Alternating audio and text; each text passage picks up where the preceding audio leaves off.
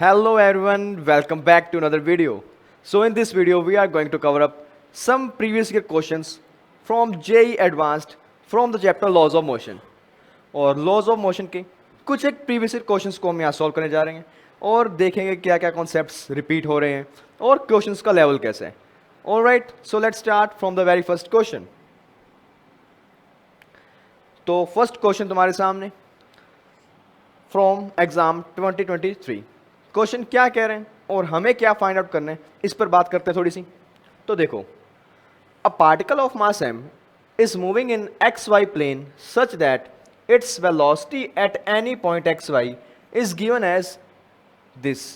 आपके पास एक पार्टिकल जिसका मास m, उसका velocity as function of coordinates is given as alpha y x cap plus 2x y cap. बिल्कुल given है, ठीक है. Alpha is a non zero constant, ठीक है, मान लिया. What is the force F acting on the particle. आपको find करना है फोर्स एफ वेक्टर जो इस पार्टिकल पर एक्ट कर रहा होगा वो कितने. अगर मैं ऑप्शंस में देखूं तो एफ वेक्टर फाइंड करना है, मास भी आ रहा है और एक्स कैप वाई कैप ये भी आ रहे हैं, तो कहीं ना कहीं एक फील्ड सी आ रहे हैं यहाँ. वेलोसिटी मेरे पास है, मुझे फाइंड करना है फोर्स को.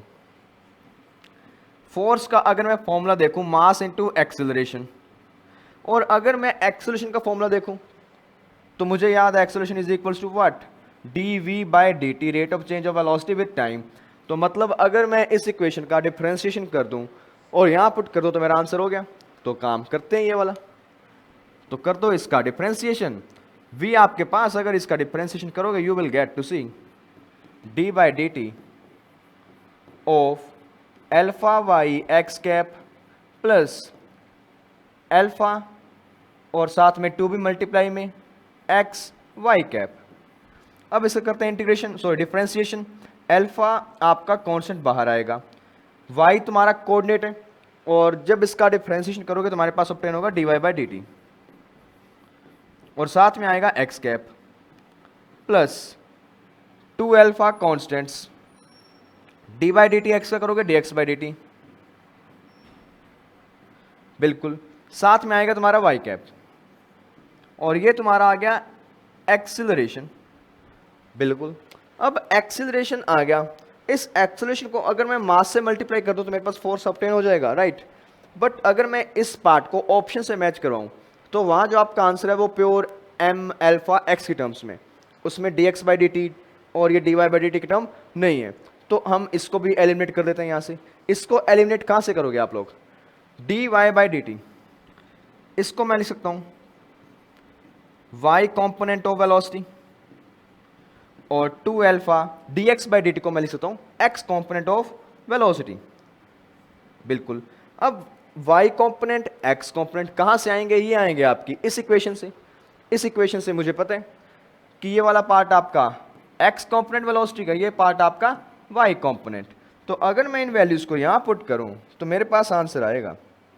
देखो, सबसे पहले हमें मेन इक्वेशन देखना होगा. अगर मैं मेन इक्वेशन से देखूं, मेरे पास x कॉम्पोनेंट ऑफ वेलोसिटी आया आप y अल्फा, यानी अल्फा इंटू वाई, और y कॉम्पोनेंट ऑफ वेलोसिटी मेरे पास ऑब्टेन हो रहा है यहाँ 2 अल्फा x. तो इन दोनों वैल्यूज को मैं यहाँ पुट कर देता हूँ, तो मेरा एक्सेलरेशन बना अल्फा वी वाई की वैल्यू आपके पास 2 alpha X cap plus 2 alpha V X की वैल्यू अल्फा वाई और वाई कैप. ब्रैकेट ओपन किया, आपके पास टर्म्स बनी 2 alpha square x x cap plus 2 alpha square Y Y cap. Answer आ गया. अब ये क्या है, ये तो एक्सेलरेशन है. मुझे क्या फाइंड करना है, force. Force equal to mass into acceleration. तो यहाँ मास को मल्टीप्लाई कर दो, तुम्हारे पास ऑब्टेन होगा m 2 alpha square x x cap plus 2 alpha square Y Y cap, और ये तुम्हारा आंसर होना चाहिए. और यहाँ अल्फा स्क्वायर भी कॉमन में आ रहा है तो कॉमन ले लो इसको. F vector will be equal to 2 alpha square common लिया, 2 m alpha square will be equal to x x cap plus y Y cap, and that will be your answer. और ये तुम्हारा आंसर होना चाहिए. अगर इस आंसर को match करवाओगे तुम्हारा ऑप्शन बन रहा है ऑप्शन नंबर ए. बिल्कुल साफ और स्पष्ट, कुछ ज़्यादा सोचने का यहाँ था ही नहीं सीन। वेलोसिटी गिवन थी, एक्सेलरेशन फाइंड करो, फोर्स निकाल दो, तुम्हारा आंसर आ गया। और ये इजी क्वेश्चन था क्योंकि यहाँ ज़्यादा कुछ कॉन्सेप्ट, कोई ऐसी फालतू बात नहीं कही, बिल्कुल एक स्ट्रेट फॉरवर्ड जैसे जेई मेंस के क्वेश्चंस होते हैं। बिल्कुल आपको वेलोसिटी दिया, आप एक्सेलरेशन निकाल रहे हो, और एक्सेलरेशन ऑप्शन में देखो आप कि जो एक्सेलरेशन का यूज़ करके आप फोर्स फाइंड आउट करोगे, क्या वो वैल्यूज़ आपके पास हैं या नहीं। अगर वैल्यूज़ नहीं है तो हम वो वैल्यूज़ को फाइंड आउट कर देंगे। बिल्कुल, so that is it how you have to solve this question. अब चलते हैं नेक्स्ट क्वेश्चन पर। नेक्स्ट क्वेश्चन क्या कह रहा है, ध्यान से देखो। आपके पास एक डायग्राम है और डायग्राम के बारे में क्या क्या चीज़ें गिवन है देखते हैं। A football of radius r is kept on a hole of radius small r which is smaller than capital r made on a plank kept horizontally. आपके पास एक प्लैंक बना हुआ है, उस प्लैंक के अंदर एक होल है और उस होल का रेडियस है आर। होल यानी सर्कुलर फॉर्म में होल होगा एक, अगर आप इसको ऊपर से देखोगे तो ये होल आपको एक सर्कुलर फॉर्म में दिखाई देगा और उसका रेडियस आप गिवन है आर। बिल्कुल, आगे क्या बोलते हैं कि आपने यहाँ एक फुटबॉल को रखा और फुटबॉल उस होल के अंदर फिट हो गया। बिल्कुल, और फुटबॉल का रेडियस कैपिटल आर। तो अब क्या कह रहे हैं कि one end of the plank is now lifted. अब आपने इस प्लैंक को धीरे धीरे धीरे ऐसे उठाना स्टार्ट किया। अब स्टार्ट करूंगा, ऑब्वियस बात है कि धीरे धीरे जैसे जैसे एंगल बढ़ता जाएगा तो चांसेस हैं ये आपका फुटबॉल इस होल से बाहर आके नीचे की तरफ रोल डाउन करेगा। Now lifted so that it gets tilted making an angle theta from horizontal as shown in the figure below. बिल्कुल, the maximum value of theta so that the football does not start to rolling down the plank satisfies which equation। तो आपको बताना है max to max किस angle तक मैं इस Planck को उठाऊं, रोटेट करवाऊं कि आपका फुटबॉल गिरे ना, मतलब फुटबॉल कब तक स्टेबल अपनी पोजीशन पर रहेगा। तो देखो, न्यूटन्स लॉज ऑफ मोशन का क्वेश्चन है तो कहीं ना कहीं बातें होंगी फ्री बॉडी डायग्राम की। अगर फ्री बॉडी डायग्राम में देखो तो यहाँ आपके पास फोर्सेस क्या क्या होंगी। फुटबॉल है तो इसका मास अगर एम है तो नीचे की तरफ ये एम जी लगाएगा, और यहां से एक नॉर्मल लग रहा होगा इस पर क्योंकि ये पॉइंट टच में, और एक नॉर्मल कहीं ना कहीं यहां से भी होगा तुम्हारा कुछ ऐसा। बिल्कुल, अब जैसे ही फुटबॉल तुम्हारा रोटेट करने लगेगा यानी इस होल को छोड़ेगा, उस टाइम पर मैं कह सकता हूं कि ये जो नॉर्मल है ना आपका इस पॉइंट के साथ कॉन्टैक्ट वाला, ये हो जाएगा जीरो क्योंकि कॉन्टैक्ट खत्म हो गया तो नॉर्मल भी गया। बचेगा क्या तुम्हारे पास, एक ये वाला नॉर्मल और एक mg। बट मुझे यहाँ जो रिलेशन एस्टेब्लिश करने वो एक थीटा की वैल्यू को फाइंड आउट करने, और थीटा का जो आंसर है कैपिटल आर और स्मॉल आर की फॉर्म में आ रहा है। तो यहाँ अगर मैं कुछ ट्रिग्नोमेट्रिकल कॉन्सेप्ट्स लगाऊं तो मैं एक चीज़ देख सकता हूँ, ये आपका mg, अगर ये एंगल तुम्हारा थीटा है और इस पार्ट को अगर मैं एक बार के लिए हटा दूं तो मैं एक चीज़ बता सकता हूं कि ये कंपोनेंट तुम्हारा बनेगा mg cos थीटा और ये एंगल बनेगा थीटा। बिल्कुल, ये एंगल थीटा और ये mg, और एक चीज़ और इस डायग्राम को थोड़ा सा एक बार सही करते हैं हल्का सा।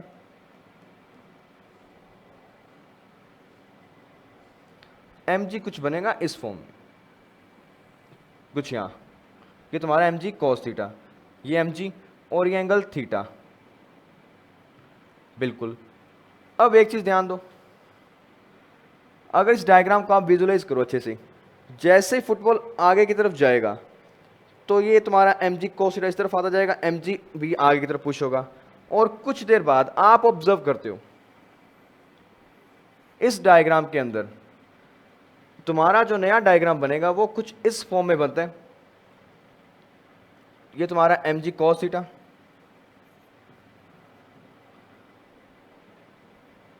और यहाँ एंगल थीटा और ये बनेगा mg। बिल्कुल, और कुछ इस वे में बनेगा कि ये आपका डिस्टेंस होगा, ये बनेगा r, और ये तुम्हारा कैपिटल R ऑलरेडी आ रखे, और फर्दर ये एंगल साफ साफ दिखाई दे रहा है 90 होगा। तो जब आप यहाँ ट्रिग्नोमेट्रिकल फॉर्मूलाज का यूज़ करोगे तो मैं एक बात बता सकता हूँ, तुम्हारे पास ये बेस ये परपेंडिकुलर और ये हाइपोटेन्यूस। परपेंडिकुलर तुम्हारे पास स्मॉल आर, हाइपोटेन्यूस तुम्हारे पास कैपिटल आर, तो sine theta will be equal to small r by capital r. एक कंडीशन ऑब्टेन हो रही है। कंडीशन कब ऑब्टेन होगी? जैसे ही यहाँ से टच लूज होगा तो धीरे धीरे आप ऑब्जर्व करोगे कि ये आपका रेडियस और ये वाला डिस्टेंस, इनके बीच में एक एंगल बनेगा थीटा, क्योंकि ये जो एम जी कॉम्पोनेंट है वो कहीं ना कहीं इसके अलोंग आने लग जाएगा। आपका एम जी आपका इसके अलोंग आएगा और ये तुम्हारा है ही थीटा, और ये डिस्टेंस तुम मान लो आर, और ये तुम्हारा आर हो जाएगा। तो उस कॉन्सेप्ट पर आप ये अप्लाई कर सकते हो। तो तुम्हारा आंसर ये आना चाहिए, sine theta equal to small r by capital r. कोई इसमें ज़्यादा कुछ सोचने वाला नहीं है, डायग्राम से होने वाला क्वेश्चन है।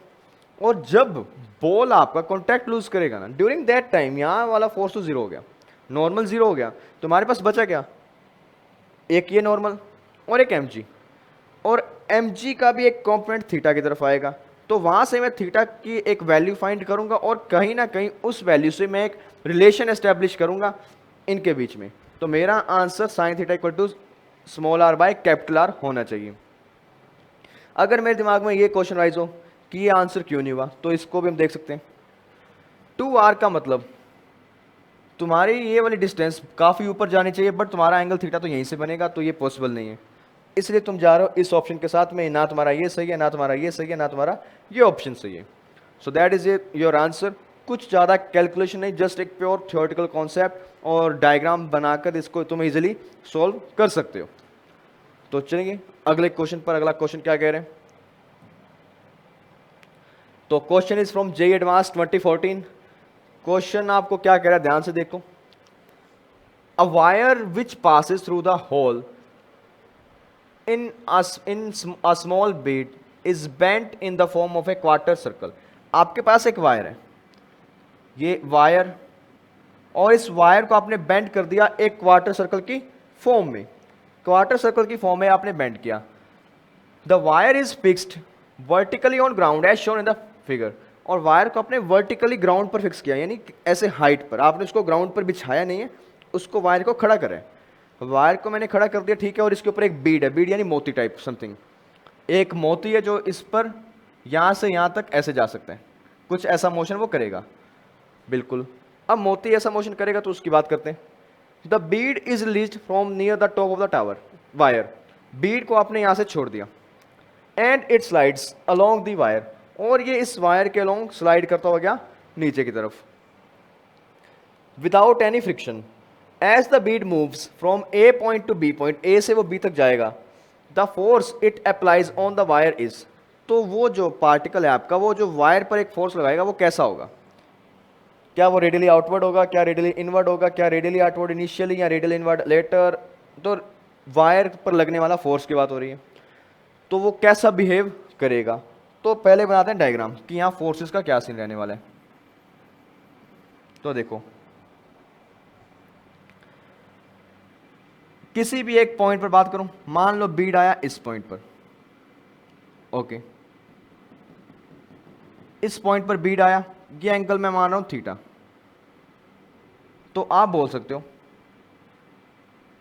कि क्या बोलोगे इसमें, कि आपका बीड लगा रहा है, यहाँ पे एक नॉर्मल लगेगा, नीचे की तरफ एक mg लगेगा, और एक mg cos थीटा इस तरफ आएगा।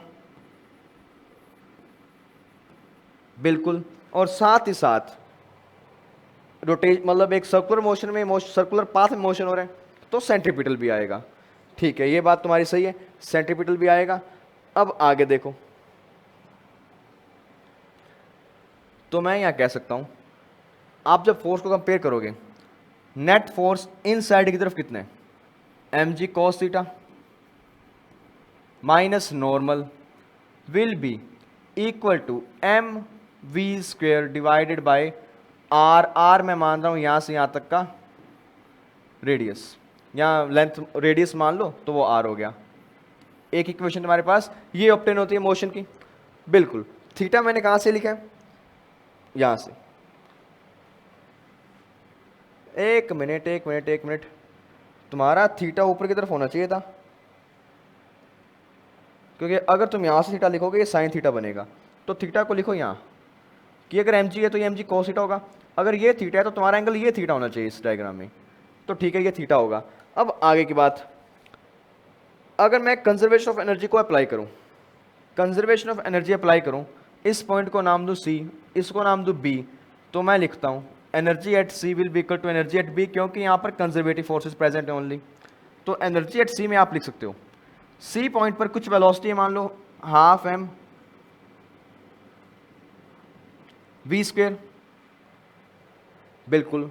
साथ ही साथ यहां पर आप पोटेंशियल एनर्जी लिख सकते हो, कितनी लिखोगे, plus M G R minus M G, और हाइट कितना लिखोगे आप, ये तुम्हारे पास आर, ये एंगल थीटा, तो ये बना आर कोस थीटा, बिल्कुल। अब फर्दर यही पार्टिकल तुम्हारा ग्राउंड पर, एक मिनट रुको यार,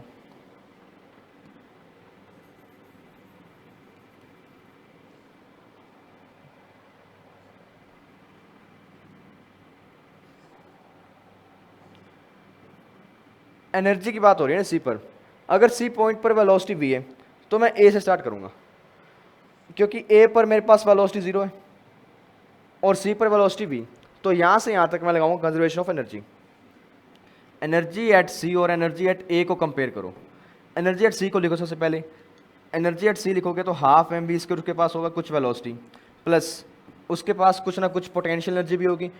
पोटेंशियल एनर्जी कितनी होगी, M G R cos theta, क्योंकि इतने हाइट पर वो इस टाइम प्लेस्ड है, बिल्कुल। M G R cos theta will be equal to, at a point पर उसके पास कितनी वेलोसिटी जीरो है तो काइनेटिक जीरो, पोटेंशियल लिखोगे तो एम जी आर आएगा, बिल्कुल। अब यहां से तुम कह सकते हो half M V square will be equal to M G R minus M G R cos theta, और अगर मैं एम बी स्क्वेयर की वैल्यू फाइंड आउट करूं just, it will be equal to 2 M G R minus 2 M G R cos theta, equation number 2, equation number 1। Ultimately मुझे तो normal find करना है, और नॉर्मल से मुझे पता लगेगा डायरेक्शन के बारे में। तो ये तुम्हारे पास एक इक्वेशन से एम बी स्क्वेयर की वैल्यू आई, अब इस वैल्यू को यहाँ पुट कर दो, इस वैल्यू को यहाँ पुट करोगे तुम्हारे पास क्या ऑप्टेन होगा, ध्यान से देखो। तुम्हारे पास जो चीज़ ऑप्टेन हुई वो हो रही है M G cos theta minus normal will be equal to 1/r, M V square की वैल्यू तुम्हारे पास ये रही 2 M G R minus 2 M G R cos theta, बिल्कुल। आर आर आर कैंसिल, इसको मैं लिख सकता हूँ M G cos theta minus normal will be equal to 2 M G minus 2 M G cos theta. Normal को अगर मैं इस तरफ ले आऊँ, इन टर्म्स को अगर मैं माइनस में लेके आऊँ तो मैं लिखूंगा यहाँ माइनस 2 एम जी, यहाँ प्लस में आएगा 3 एम जी कॉस थीटा, और माइनस 2 एम जी हो जाएगा यहाँ, and it will be equal to normal, और ये तुम्हारा आ गया नॉर्मल। और यही इक्वेशन तुम्हें बताएगी कि आपके यहाँ लगने वाला फोर्स क्या वो इनवर्ड होगा या आउटवर्ड होगा और किस वे में होगा। तो देखो अब बात करते हैं नॉर्मल पर, नॉर्मल पर और थीटा की अलग अलग वैल्यूज पर। देखते हैं यहाँ नॉर्मल क्या आ रहा है। नॉर्मल की वैल्यू तुम्हें बताएगी कि क्या तुम्हारा लगने वाला फोर्स अंदर की तरफ आएगा या बाहर की तरफ आएगा। नॉर्मल मेरे पास ऑब्टेन हुआ 3 M G cos theta minus 2 M G. Okay, अब थीटा कौन सा यहाँ एंगल है ये भी ध्यान दो। थीटा हमेशा ऊपर से मार्क किया हुआ एंगल है हमने, थीटा आपका यहाँ से स्टार्ट हो रहा है। अब मैं इनिशियली बात करूँ, शुरू में आपके पास थीटा 0 से स्टार्ट होगा, 0 से बढ़ेगा, राइट। तो at theta equal to 0 degree, यहाँ 0 के बिल्कुल आसपास की वैल्यूज पर कोस थीटा तुम्हारा हो जाएगा 1। तो नॉर्मल कितना आया तुम्हारे पास 3 M G minus 2 M G, normal आया तुम्हारे पास एम जी यानी पॉजिटिव, नॉर्मल आ रहा है पॉजिटिव, पॉजिटिव मतलब बाहर की तरफ। तो मैं कह सकता हूं इनिशियली यानी इनिशियल वैल्यूज पर फोर्स जो है आपका वो है इज एक्टिंग आउटवर्ड। इनिशियली तो वो आउटवर्ड काम कर रहे हैं, यानी ये भी ऑप्शन हो सकता है, ये भी हो सकता है, ये नहीं होगा और ये नहीं होगा। अब आगे की बात करते हैं, जैसे जैसे एंगल बढ़ेगा क्या क्या पॉसिबिलिटीज हो सकती हैं। देखो हमें पता है कि जैसे जैसे थीटा की वैल्यू बढ़ेगी कॉस थीटा तुम्हारा कम होता जाएगा। तो कुछ देर बाद में मान लो थीटा की वैल्यू आ गई आपके पास 45 डिग्री, थीटा 45 आ गया तो कॉस थीटा की वैल्यू तुम्हारे पास क्या ऑप्टेन होगी 1/√2 और 1/√2 यानी 3mg/√2 माइनस 2mg। अब तुम देखो आंसर 3/√2 मतलब 3/1.7, तो 1.4 से डिवाइड करोगे तो ये कहीं ना कहीं तुम्हें जो वैल्यू देगा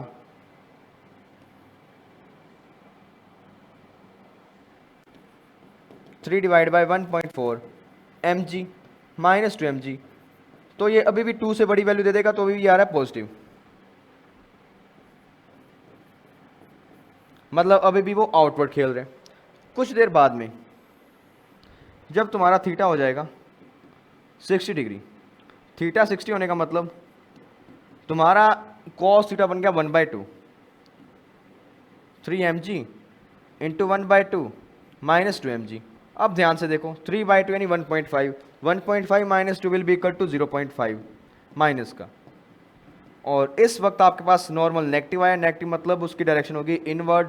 तो मैं कह सकता हूँ इनिशियली जो तुम्हारा नॉर्मल है पहले बाहर की तरफ है, बाद में धीरे धीरे वो अंदर की तरफ एक्ट करेगा। तो तुम्हारा जो सही ऑप्शन होना चाहिए that will be radially outwards initially and radial inwards later. पहले वो बाहर की तरफ है, बाद में वो अंदर की तरफ आ रहे हैं। नॉर्मल का केस है, नॉर्मल की वैल्यूज पर बातें हो रही हैं और नॉर्मली तुम्हें बता रहा है कि फोर्स की डायरेक्शन कैसी होगी। तो हमने यहाँ दो चीज़ों का यूज़ किया, एक वर्क एनर्जी पावर का concept conservation of energy apply करवाया, साथ ही साथ हमने यहाँ फोर्सेस को भी कंपेयर करवाया कि नेट फोर्स कितना लग रहा होगा, और उसके बेसिस पर हमने एक नॉर्मल का रिलेशन बनाया which is 3mg cos theta minus 2mg। इसकी हेल्प से हमने बात करी बाद में कि जो आपका आंसर आ रहा है वो कैसा आएगा, क्या आंसर नेगेटिव आ रहा है पॉजिटिव आ रहा है, उसके बेसिस पर हम डिफाइन करते हैं कि आपका जो फोर्स लग रहा है वो क्या रेडियली आउटवर्ड है या रेडियली इनवर्ड है, या अगर चेंज हो रहा है तो कैसे चेंज हो रहा है। ऑलराइट, तो इस तरह से इस क्वेश्चन को आपको सोल्व करना था। तो चलिए अगले क्वेश्चन पर। अगला क्वेश्चन तुम्हारे सामने, इस क्वेश्चन को रीड आउट करो, क्या कह रहा है ध्यान से।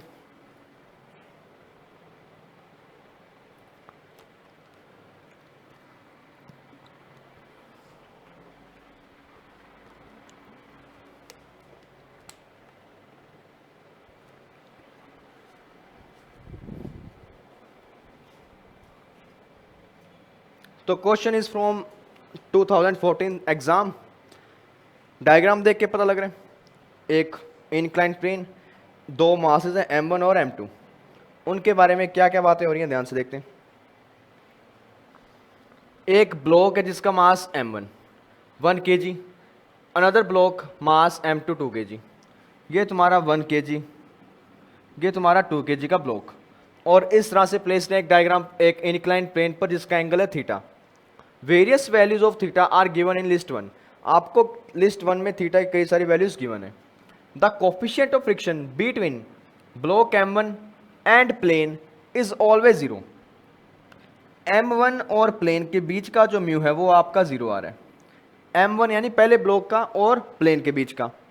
उसके बाद वो क्या बोल रहे हैं, the coefficient of static and dynamic friction between the block m2 and plane are 0.23, और m2 मास और प्लेन के बीच का जो कोफिशिएंट है वो आपका 0.3। ठीक है जी। In list 2 expression for the friction on the block m2 are given. List 2 में आपको गिवन है फोर्सेस की वैल्यू। ये फोर्सेस आपको ये बता रही हैं कि m2 पर लगने वाला फ्रिक्शनल फोर्स कैसा दिखना चाहिए।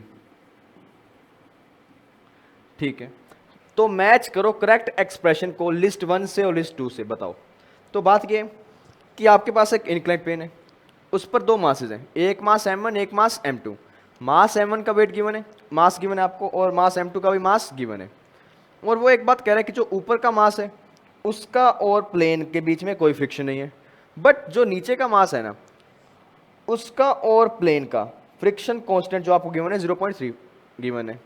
अब वो कह रहा है कि जैसे जैसे एंगल को आप रेज करते जाओगे, कभी 5 कभी 10 कभी 15 कभी 20, तो आप ये बताइए कि m2 पर लगने वाला फ्रिक्शनल फोर्स उसकी वैल्यू इन ऑप्शन में से कौन सी होनी चाहिए। तो फाइंड आउट कर लेते हैं। तो देखो, सबसे पहले इसी डायग्राम में अगर मैं बात करूं, m1 पर अगर मैं फोर्सेस की बात करूं, ये तुम्हारा m1, बिल्कुल m1 पर एक लगेगा नॉर्मल n1, और एक नीचे की तरफ ये लगाएगा बिल्कुल और straight m1 g sine theta, right, और इस तरफ लगाएगा ये m1 g कॉस थीटा, हाँ, और साथ ही साथ एक नॉर्मल लग रहा होगा यहाँ से, क्योंकि दोनों कॉन्टैक्ट में, उस नॉर्मल को लिखता हूँ मैं n। फर्दर जब आप m2 की बात करोगे, ये तुम्हारा मास m2, m2 पर क्या होगा, m2 पर होने वाला क्या है, ये तुम्हारा m2g cos थीटा,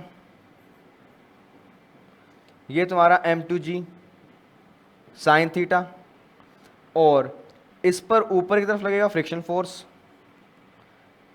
ठीक है, साथ ही साथ एक नॉर्मल इसका भी n2 है, और एक बात और लगेगी यहाँ, क्या, ऊपर से ये m1g साइन थीटा, या कह लो नॉर्मल के कारण एक m1g साइन थीटा ऊपर से लगेगा इस पर। तो मैं यहाँ से एक चीज़ साफ बता सकता हूँ कि नीचे की तरफ कौन से फोर्स लग रहे हैं उनको ऐड करो, ऊपर की तरफ कौन सा फोर्स लग रहा है, तो तुम्हारा फ्रिक्शन फोर्स का आ गया expression, F R will be equal to m1 g sine theta plus m2 g sine theta. बिल्कुल, ये तुम्हारा आ गया फ्रिक्शन फोर्स का स्टैंडर्ड केस कि नीचे की तरफ कौन सा फोर्स लग रहा है, इसका m2g साइन थीटा लगेगा मोशन करवाने के लिए, इसका भी m1g साइन थीटा लगेगा, और रोकने के लिए क्या लग रहा है, फ्रिक्शन फोर्स। तो फ्रिक्शन फोर्स इन दोनों के सम के बराबर हो गया, बिल्कुल। तो ये था इक्विलिब्रियम का केस। अब इसमें आगे की बात क्या है, अगर मैं फ्रिक्शन फोर्स की वैसे वैल्यू लिखूं अकॉर्डिंग टू फॉर्मूला, तो फ्रिक्शन फोर्स की वैल्यू तुम लिखते हो यहाँ, friction force will be equal to mu into normal, और म्यू इंटू नॉर्मल लिखोगे तो नॉर्मल यानी n2, और n2 की वैल्यू तुम्हारे पास है यहाँ m2g cos थीटा, बिल्कुल। अब करते हैं आगे की बात। अब आगे वो क्या कह रहे हैं ध्यान से देखो, इतना तो मुझे पता लग गया बिल्कुल कि ये फ्रिक्शन है, ये चीज़ें। तो मैं पहले ये चेक कर लेता हूँ कि फ्रिक्शनल फोर्स ये और ये बैलेंस कब हो रहे हैं, किस थीटा की वैल्यू पर ये बैलेंस हो रही है इक्वल।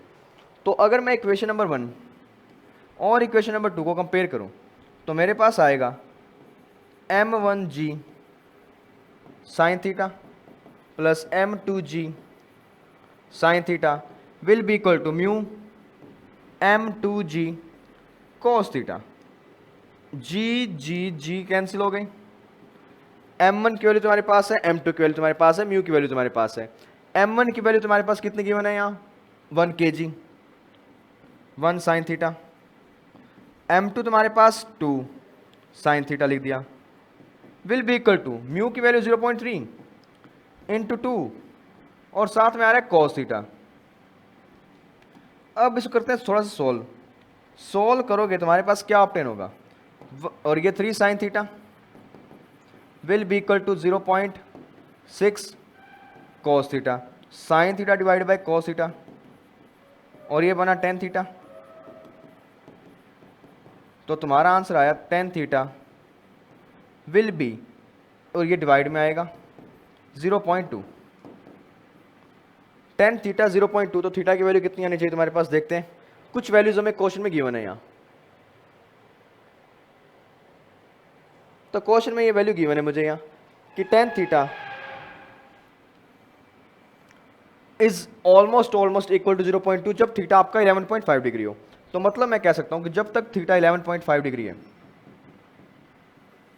जब तक थीटा तुम्हारा 11.5 डिग्री है, उस पूरे प्रोसेस में जो फ्रिक्शन फोर्स लग रहा होगा वो तुम्हारा ये लगना चाहिए, क्योंकि अभी वो स्लिपिंग स्टार्ट नहीं कर रहा, फ्रिक्शन फोर्स इतना ही लगेगा। जब स्लिपिंग स्टार्ट करेगा तब की तब बात देखेंगे। तो इस सीन में मैं कह सकता हूं कि for theta less than 11.5 degree friction force will be equal to m1g sine theta plus m2g sine theta. तो यहां कहां ये रहा तुम्हारा ऑप्शन, तो थीटा की वैल्यू 5 और 10 के लिए तुम्हारे पास जो आंसर आएगा वो 2 आएगा, P के लिए भी 2 आएगा, Q के लिए भी 2 आएगा। अब बात होती है कि इस वैल्यू के बड़े के क्या सीन होगा। If theta is greater than 11.5 degree, अगर थीटा तुम्हारा 11.5 से बड़ा होगा तब तुम क्या कह सकते हो, देखो अगर 11.5 से बड़ा होगा उस ड्यूरेशन में स्लिप कर सकता है तुम्हारा ब्लॉक, और अगर स्लिप करेगा तो उस वक्त जो इस पर फ्रिक्शन लगेगा वो तुम्हारा लगेगा m2g sine theta. m2g sine theta नहीं बोलोगे, तुम बोलोगे ये म्यू m2g cos थीटा, क्योंकि तब तो वही फ्रिक्शन लगेगा जो मैक्स टू मैक्स लग सकता था, और इस ड्यूरेशन में वो फ्रिक्शन लग रहा है जितना नीचे की तरफ फोर्स है उसको कॉम्प्लीमेंट करने के लिए। और जब वो स्लिप ऑन करने लग गया फिर तो फ्रिक्शन अपनी मैक्स वैल्यू लेगा, और फ्रिक्शन की मैक्स वैल्यू तुम्हारे पास है ये, तो वो इस वैल्यू को अटेन करेगा। तो तुम बोलोगे for theta greater than 11.5 friction force will be equal to m2g cos theta into में म्यू। तो तुम्हारा आंसर r का भी 3 आना चाहिए, q का भी, सॉरी s का भी 3 आना चाहिए।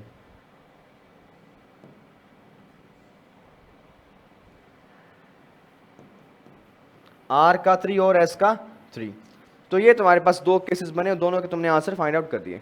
करना क्या था, फ्रिक्शन फोर्स की बातें करनी थी कि इनिशियली तो फ्रिक्शन फोर्स एंगल पर डिपेंड करेगा, बट जब वो स्लिप करने लग गया तो फ्रिक्शन फोर्स अपनी मैक्सिमम वैल्यू पर आ जाएगा और वो इतनी ही वैल्यू देगा।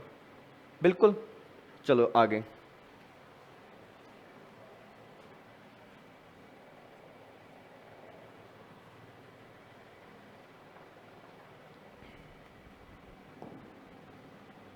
अगला क्वेश्चन क्या कह रहा है, ध्यान से देखो। क्वेश्चन तुम्हारे सामने जेईई एडवांस 2020 का question. Starting at time t equal to 0 from origin, एक पार्टिकल या कोई भी एक मोशन की बात हो रही है जो टाइम 0 पर स्टार्ट हो रहा है। कहाँ से स्टार्ट हो रहा है, ओरिजिन से, और स्पीड कितना गिवन है पार्टिकल का, 1 मीटर पर सेकेंड ओरिजिन पर, एट ओरिजिन, ठीक है। A particle follows a 2D trajectory in the xy plane so that its coordinates are related by equation y equals to x square divided by 2। तो इस एक parabolic path में आपका particle motion कर रहे हैं, ठीक है। x and y components of acceleration are ax and ay। ax और ay डिनोट करें यहाँ एक्सेलरेशन के x और y कंपोनेंट्स को। तो बताओ ax अगर 1 मीटर पर सेकंड स्क्वायर है, इसका मतलब ये होगा कि पार्टिकल तुम्हारा ओरिजिन पर है और ए वाई की वैल्यू इतनी है। तो देख लेते हैं। तो क्वेश्चन के अगर ऑप्शंस देखो तो ये एक मल्टीपल चॉइस क्वेश्चन है, सॉरी मल्टीपल सिलेक्टिव क्वेश्चन है। आपको यहाँ सभी ऑप्शंस चेक करने होंगे, तो चेक करते हैं सबसे बारी बारी से। तो बात कहाँ से स्टार्ट हो रही है, देखो हमें गिवन है इतना सा पार्ट कि y is equal to X square divide by 2 further, और एक ये गिवन है कि ओरिजिन पर इतनी स्पीड है आपके पास पार्टिकल की, ठीक है। तो हमें अभी बात करनी है एक्सेलरेशन की। तो उसके लिए मुझे क्या चाहिए, एक्सेलरेशन। एक्सेलरेशन में कहां से लाऊं, इसी इक्वेशन को अगर मैं डिफरेंशिएट कर दूं, इसको कर दो differentiate with respect to time, तुम्हारे पास एक्सेलरेशन आएगा, और सॉरी वेलोसिटी आएगी फिर एक्सेलरेशन आएगा।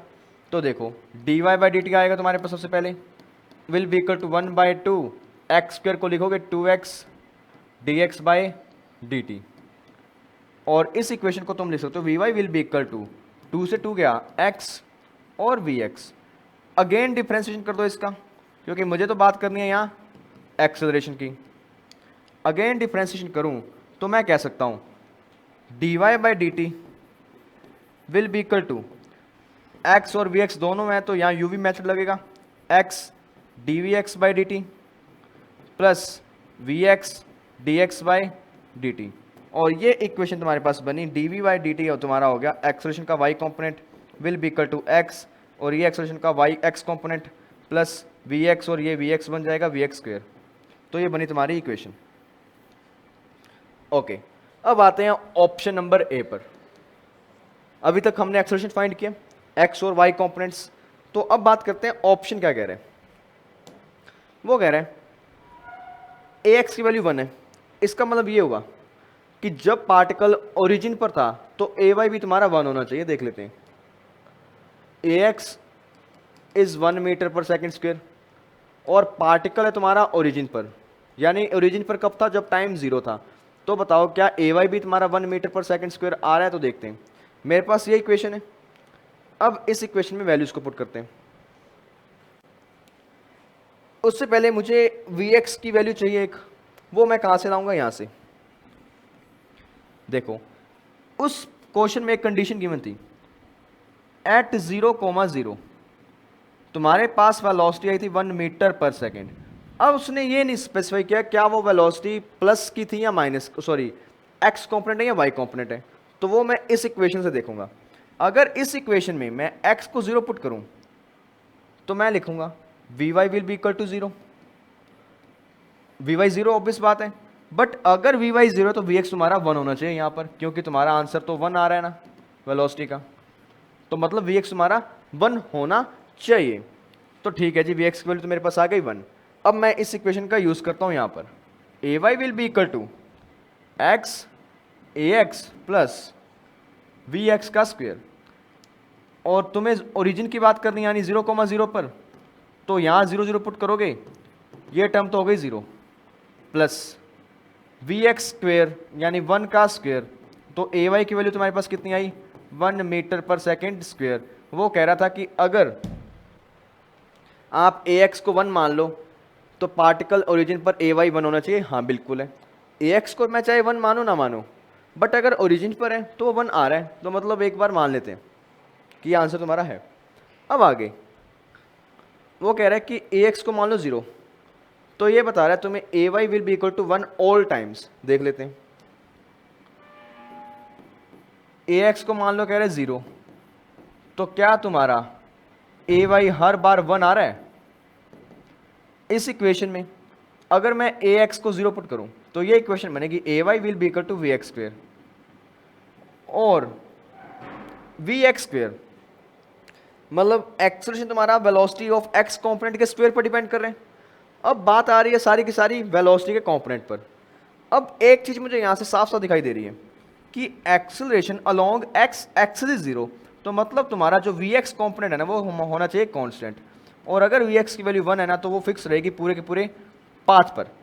कांस्टेंट है तो पाथ पे फिक्स रहेगी, तो मतलब vx को यहाँ 1 पुट करोगे तुम्हारा आंसर आएगा 1 का स्क्वायर 1 मीटर पर सेकेंड स्क्वायर। मतलब ay जो है तुम्हारा वो 1 आएगा, बिल्कुल आएगा।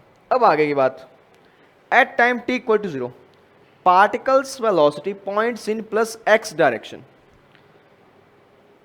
वो कह रहा है कि जब टाइम 0 था, मतलब टाइम 0 पर पार्टिकल कहाँ था, ओरिजिन पर, तो ओरिजिन पर उसकी जो वेलोसिटी थी वो प्लस x में पॉइंट कर रही है। तो वो चीज़ मैंने यहाँ फाइंड करी थी कि vx की वैल्यू मेरे पास 1 आई है। इसका मतलब क्या हुआ कि पार्टिकल तुम्हारा प्लस x में मूव कर रहे हैं, और ये बात भी इसकी बिल्कुल जायज है, सही है। अब क्या कह रहे हैं, ax इक्वल टू 0, अगर आप x कॉम्पोनेंट एक्सेलरेशन को 0 पुट कर रहे हो, इंप्लाइज दैट टाइम की 1 सेकेंड की वैल्यू पर the angle between particles velocity and x axis is 45 degree. तो ये थोड़ा सा अलग तरीका क्वेश्चन है, देखते हैं क्या कह रहे हैं। ax को 0 पुट कर दो और टाइम को 1 सेकेंड पुट करो, तो चेक करो क्या एंगल बिटवीन पार्टिकल की वेलोसिटी और x एक्सिस क्या वो 0 आ रहा है, नहीं आ रहा। तो देख लेते हैं,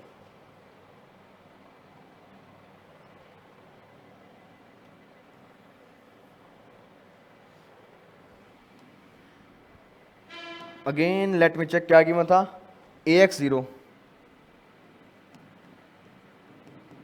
और टाइम को पुट कर दो 1 सेकेंड। बिल्कुल, अब चेक करो क्या वेलोसिटी कितना एंगल बना रही है। तो देखते हैं, ए एक्स 0 है तो यहाँ कहीं ए वाई और वी एक्स की बातें हो रही हैं, तो मुझे वेलोसिटी का एंगल फाइंड आउट करना है। वेलोसिटी का एंगल फाइंड आउट करना है तो एक्चुअली में मुझे फाइंड करना है थीटा, जो कि बराबर होगा tan इनवर्स वेलोसिटी का y component divide by x component. तभी मैं बता पाऊंगा ना कि एंगल कितना है वेलोसिटी का। तो वेलोसिटी वेक्टर का एंगल फाइंड करना है विद x एक्सिस, तो ऐसे फाइंड कर लेते हो। अब इसमें मुझे एक बात पता है कि vx तो तुम्हारा 1 ही है। कैसे? ऐसे कि एक्सेलरेशन 0 है तो वेलोसिटी कांस्टेंट हो गई। बचा क्या? vy। तो vy मुझे भी फाइंड करना है। तो vy फाइंड करने के लिए मैं एक बार एक्सेलरेशन चेक करता हूँ y कंपोनेंट का कितना आ रहा है। ay की अगर मैं यहाँ से इक्वेशन को यूज करूँ, ay will be equal to x ax plus vx का स्क्वायर। ax तो तुम्हारा 0 ही है और ay तुम्हारा किसके बराबर आ रहा है? vx का स्क्वायर यानी 1 का स्क्वायर। ठीक है, ay 1 आ रहा है, बट मुझे फाइंड करना है वेलोसिटी। तो वेलोसिटी को अगर मुझे फाइंड करना है तो मैं यहाँ यूज करूंगा इक्वेशन ऑफ मोशन को। इक्वेशन ऑफ मोशन और वेलोसिटी भी मुझे टाइम 1 पर फाइंड करना है, तो मैं यूज करूंगा v equals to u plus A T को। v यानी final velocity along y, initial velocity along y और टाइम की वैल्यू। फाइनल वेलोसिटी y पर मुझे फाइंड करनी है, इनिशियल 0 है क्योंकि टाइम 0 पर 0 था y कंपोनेंट। एक्सेलरेशन y 1 आ रहा है, टाइम की वैल्यू 1 पुट करो, vy की वैल्यू आई तुम्हारे पास 1 मीटर पर सेकेंड। और अब इसकी हेल्प से हम बता देंगे थीटा। मुझे थीटा बताना था, tan इनवर्स y कंपोनेंट तुम्हारा कितना आ रहा है?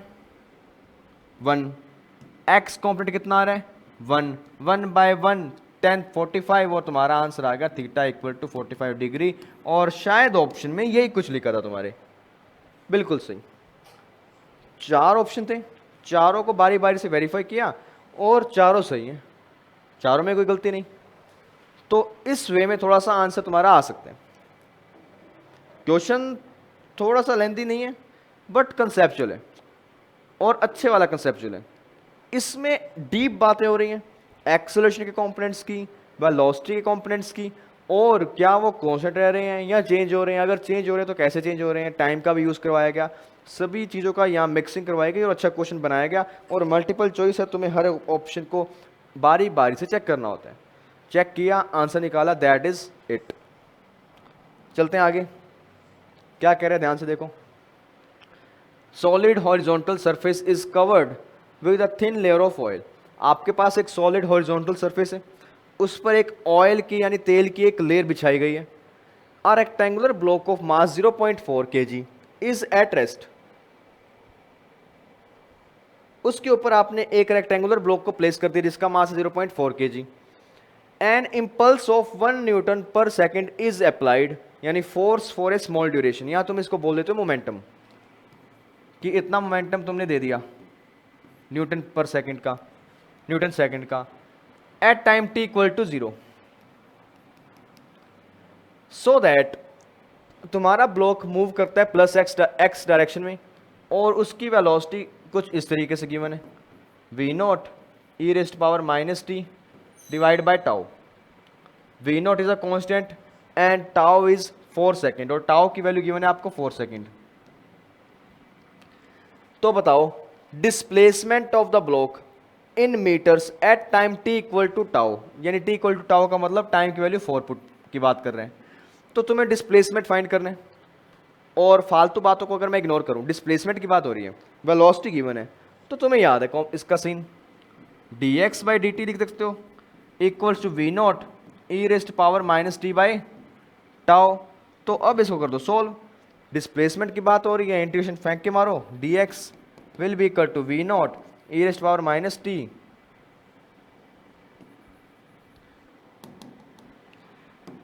v naught E rest power minus T by tau dt। Limit लगाओगे, यहां से 0 से टाउ तक सीन जा रहे हैं, और यहां लिमिट की अगर बात करो, इनिशियली टाइम 0 पर स्टार्ट हो रहा है तो यहां 0 था और अब डिस्प्लेसमेंट x हो रहा होगा, तो ये तो बना तुम्हारा x माइनस 0। इस पार्ट में v नॉट कॉन्स्टेंट बाहर आ गया और अंदर बचा E minus T by tau D T, और लिमिट लगी 0 से टाउ की। अब इसको कर दिया सोल्व, तुम्हारे पास आंसर आया x will be equal to V not E की पावर x यानी ई रेज टू पावर 2x, उसका जब आप इंटीग्रेशन करते हो वो आता तुम्हारा E raise to power 2x divided by 2। तो मतलब यहाँ तुम करोगे तुम्हारे पास आंसर आएगा E raise to power minus T by two divided by -1 divide by tau, तो टाउ जाएगा तुम्हारा डिवाइड में, तो वो जाएगा बाद में ऊपर, और 0 से टाउ, और ये तुम्हारा आंसर आएगा x will be equal to V naught, और ये माइनस का साइन, टाउ ऊपर आया, और exponential minus T by tau, और इस पर लगी हुई है लिमिट 0 से टाउ की। अब इसको सोल्व करेंगे, कुछ ना कुछ तो आंसर आएगा। तो देखो अब इसको करते हैं सोल्व। सोल्व किया, मेरे पास आया माइनस वी नॉट टाउ, यहाँ अपर लिमिट पुट की टाउ, तो ये आया E rest power -1, minus lower limit put करोगे ई रेस्ट पावर 0, तो ये आएगा E rest power 0। E rest power -1 की वैल्यू तुम्हें ऊपर गिवन थी, ई रेस्ट पावर -1 की वैल्यू तुम्हें गिवन है यहाँ 0.37, तो लगा दो यहाँ x will be equal to minus V naught, और टाउ की वैल्यू 4 पुट कर देता हूँ मैं, यहाँ 0.37 -1, x will be equal to minus minus इधर मल्टीप्लाई में जाए, अंदर जाएगा ब्रैकेट के, तुम्हारे पास बना 4 वी नॉट इंटू 1 माइनस 0.37, और तुम्हारा आंसर आया x will be equal to 4 into V naught 1 minus 0.37, मतलब 3 आएगा, और तुम्हारा बनेगा 0.64, 4 इंटू 0.64 इंटू वी नॉट, और ये तुम्हारा आएगा आंसर। और आंसर क्या गिवन है, और आंसर तुम्हारा न्यूमेरिकल वैल्यूज में, ये न्यूमेरिकल पार्ट आ गया, वी नॉट रह गया। अब वी नॉट कहाँ से आएगा वी नॉट तुम्हारा आएगा इस वाले पार्ट से। ये तुम्हें मोमेंटम गिवन है, मोमेंटम यानी मास इंटू वेलोसिटी, और वेलोसिटी की वैल्यू 1, मास तुम्हारे पास कितना गिवन है इनिशियली 0.4 kg, तो उसको यहाँ पुट कर दो, 0.4 into velocity will be equal to 1, velocity की अगर मैं वैल्यू चेक करूँ 1 डिवाइड बाई 0.4, और ये गया ऊपर 10, तुम्हारा आंसर है 2.5 मीटर पर सेकंड, और यही तुम्हारा वी नोट है, और यही तुम्हारा आएगा वी नोट, क्योंकि इनिशियली वेलोसिटी की बात हो रही है, तो आपने इनिशियली जितना मोमेंटम दिया ये सारे का सारा आ गया, तो वी नोट की वैल्यू यहाँ पुट करो 4 इंटू 0.64 इंटू 2.5, 2.5 को दोबारा यहाँ सॉल्व करना होगा, ये 10 आएगा, 2.5 है तो 4 से मल्टीप्लाई करो, आंसर आ गया, तुम्हारा आंसर आएगा यहाँ 2.5 इंटू 4 10, और 10 इंटू 0.64 6.4 मीटर, और ये तुम्हारा फाइनल आंसर 6.4 मीटर। और आंसर कैसे आया तुम्हारे सामने, प्रोसेस बिल्कुल अच्छा क्वेश्चन और सिंपल, वेलोसिटी का डिफरेंशिएशन करना था, सॉरी इंटीग्रेशन करना था, और डिस्प्लेसमेंट तक जाना था, और डिस्प्लेसमेंट तक जाने का प्रोसेस तुम्हारे सामने बिछा हुआ है, और तुम्हारा आंसर आ गया। So that is it, how you have to solve this kind of questions. Velocity से डिस्प्लेसमेंट, बात कहाँ आ रही थी, बस वी नोट पर, कि वी नोट क्या चीज़ है। वी नोट कहाँ से आया तुम्हारे पास, यहाँ से।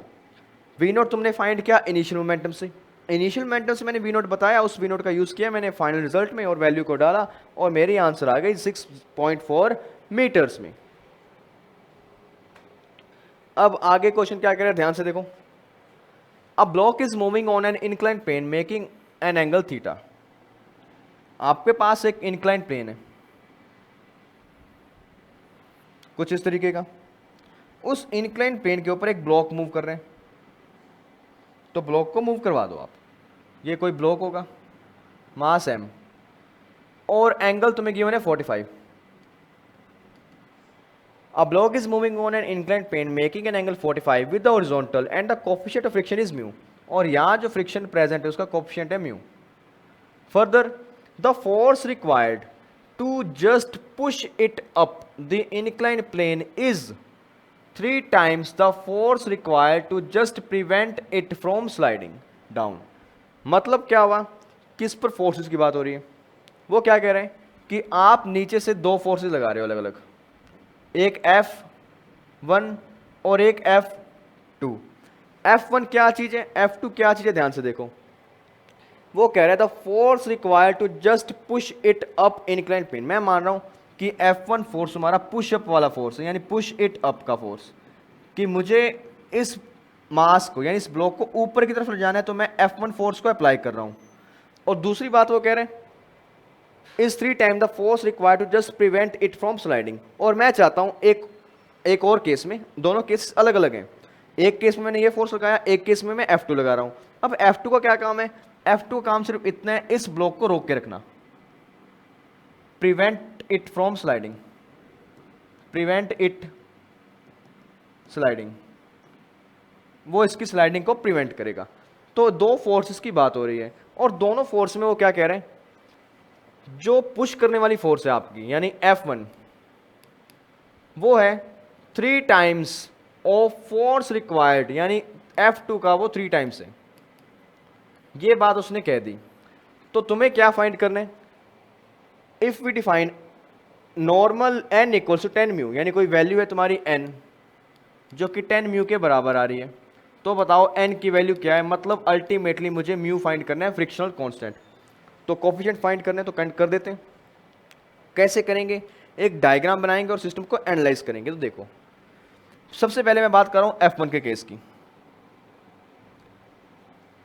इन केस ऑफ F1,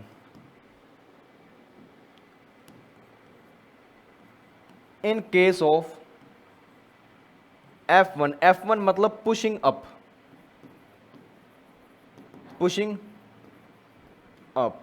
जब हम इसको अप पुश करते हैं तब क्या होगा, देखो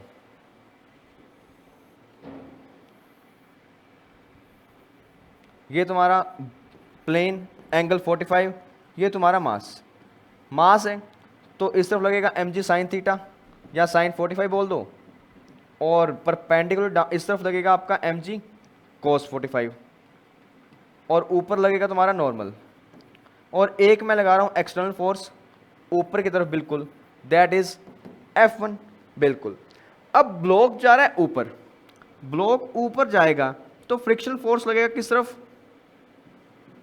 नीचे की तरफ। तो अगर मैं यहां डायग्राम बनाऊं, सॉरी फोर्सेस को कंपेयर करूं, तो मैं लिख सकता हूं डाउनवर्ड फोर्स देखो तुम्हारी क्या है, mg sine 45 plus frictional force, friction को आप लिखते हो म्यू इंटू नॉर्मल, तो ये बना mu into mg cos 45 will be equal to, ये किसके बराबर आ रही है, F1 के। इक्वेशन नंबर 1, बिल्कुल। अब बात करते हैं दूसरे केस की। दूसरा केस तुम्हारे पास क्या है, in case of just preventing sliding, just prevent sliding, कि बस मुझे उसको रोकना है कि वो गिरे ना, मुझे ना उसको ऊपर भेजना ना कुछ और। जब मुझे उसको ऊपर ही नहीं भेजना, तो मैं क्या करूंगा, इसकी मास पर ऑलरेडी फोर्स लग रही है mg sine 45, mg cos 45 normal. अगर ब्लॉक नीचे की तरफ जाएगा तो फ्रिक्शन लग रहा है ऊपर की तरफ, और साथ ही साथ मैं भी लगा रहा हूं एक फोर्स F2। तो तुम्हारा इस केस में जो फोर्सेस का सीन बन रहा है वो देखो, ऊपर की तरफ कितनी फोर्स लग रही है F2 प्लस में फ्रिक्शन mg cos 45, और नीचे की तरफ कौन सा फोर्स लग रहा है, mg साइन 45। अब यहां से मैं कह सकता हूं F2 will be equal to mg sine 45 minus mu mg cos 45, और ये बन गया इक्वेशन नंबर 2। ये तुम्हारी F2 की वैल्यू, ये तुम्हारी F1 की वैल्यू, दोनों वैल्यूज को पुट करेंगे हम यहां पर। फर्दर दोनों वैल्यूज को पुट कर दो, F1 will be equal to 3 times of F2। F1 की वैल्यू कितनी है तुम्हारे पास, mg sine 45 plus mu mg cos 45, mg sine 45 plus mu mg cos 45 will be equal to 3 times of F2 की value तुम्हारे पास है mg sine 45 minus mu mg cos 45, minus mu M G cos 45, M G M G M G M जी cancel, यहाँ sign 45 1/√2 plus mu तुम्हारा mu तो तुम्हें find करने, mu और ये भी 1/√2, अंदर बना 3 1/√2 माइनस म्यू डिवाइड बाई √2 गया, तुम्हारे पास क्या बचा 1 plus mu will be equal to 3 minus 3 mu. अब यहाँ से म्यू की वैल्यू फाइंड आउट कर दो, ये 3 म्यू सिर्फ आएगा तो बना 4 म्यू और सामने बना 3 माइनस 1 2, तो म्यू की वैल्यू आई 0.5 तुम्हारे पास। बट तुम्हें फाइंड करना था एक नया कुछ, n की वैल्यू, n क्या था 10 टाइम्स ऑफ म्यू, तो n की वैल्यू तुम्हारे पास आएगी 10 इंटू 0.5, तो n आया तुम्हारे पास 5 और ये तुम्हारा आंसर। n की वैल्यू फाइंड करनी थी, वो आ गई तुम्हारे पास 0.5 तुम्हारा म्यू आया और वो तुम्हारा आंसर। और इस तरीके से तुम इस क्वेश्चन को सोल्व कर सकते हो easily without any kind of problem. So alright, that is the end of the video. I hope आपको सभी क्वेश्चन समझ आए होंगे और मैंने अपनी तरफ से बेस्ट ट्राई किया कि आपको इनका सॉल्यूशन स्ट्रेट फॉरवर्ड और करेक्ट प्रोवाइड किया जाए। So alright, thank you for watching the video, keep studying, keep working hard.